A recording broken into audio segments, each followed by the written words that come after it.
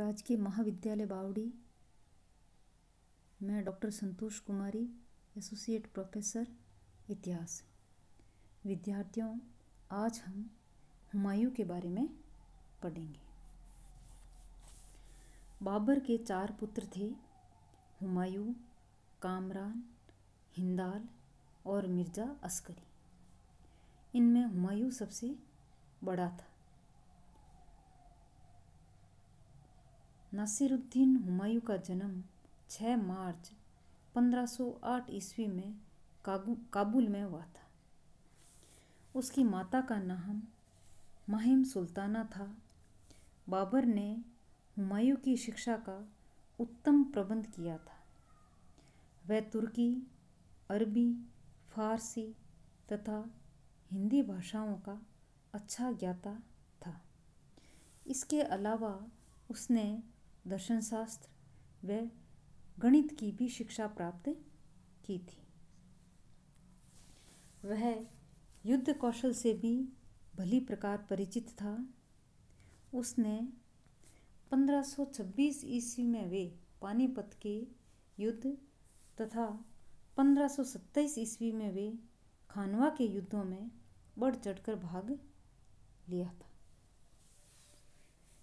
इसके अलावा उसने अफगानों के साथ भी अनेक युद्ध किए थे। बाबर ने उसे हिसार फिरोजा, संभल और बदख्शां जागीर में प्रदान किए थे।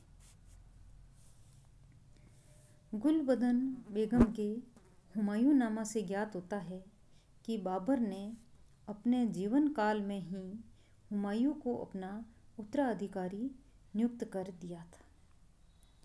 अतः बाबर की मृत्यु के 4 दिन बाद 30 दिसंबर 1530 ईस्वी को हुमायूं मुगल साम्राज्य की गद्दी पर बैठा। इस समय उसकी आयु 23 वर्ष थी।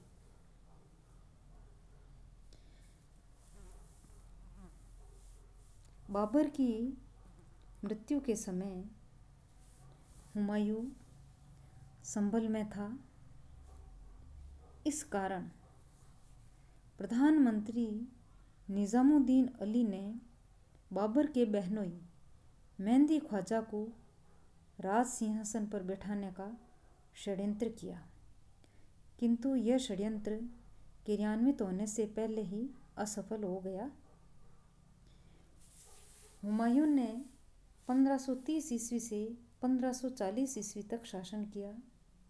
इसके बाद जीवन के लगभग 15 वर्ष उसने निर्वासित की हैसियत से विदेशों में बिताई। भाग्य की खोज में वह इधर उधर भटकता रहा। आखिरकार 1555 ईस्वी में उसने भारत पर पुनः विजय प्राप्त की और 1556 ईस्वी में उसकी मृत्यु हो गई। इस प्रकार भारत में हुमायूं का शासनकाल 1530 ईस्वी से 1540 ईस्वी तक रहा और उसके बाद में 1555 ईस्वी से 1556 ईस्वी तक हुमायूं ने शासन किया। हुमायूं के लिए राजगद्दी फूलों की सेज नहीं बल्कि कांटों की शैया थी। अपने शासनकाल के आरंभ से ही उसके समक्ष अनेक कठिनाइयों का अंबार लगा हुआ था।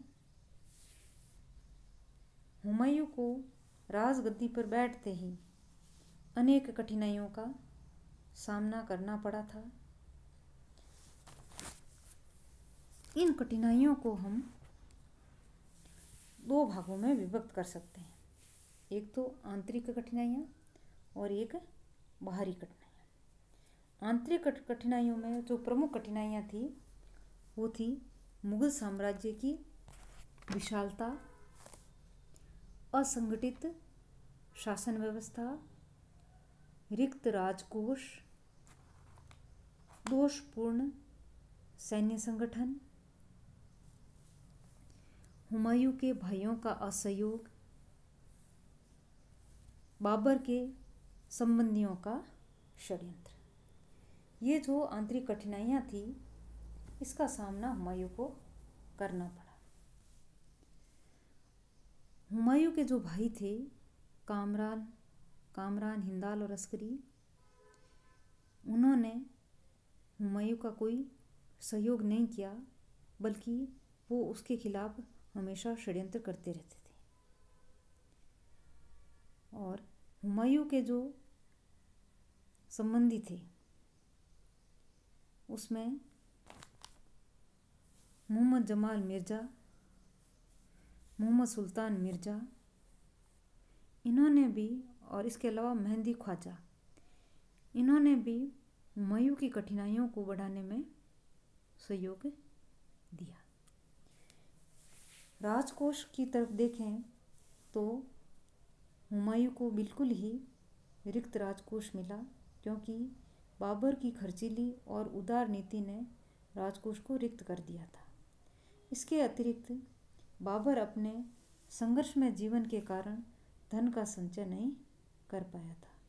स्वयं बाबर की भी आर्थिक स्थिति शोचनीय थी। इस कारण हुमायूं की कठिनाइयों में उसकी आर्थिक स्थिति का बहुत बड़ा हाथ था। बाहरी कठिनाइयों में हुमायूं को अनेक बाहरी शक्तियों का सामना करना पड़ा था, जिसमें गुजरात, अफगान, राजपूताना, बंगाल, खानदेश, सिंध, मुल्तान, मालवा, कश्मीर।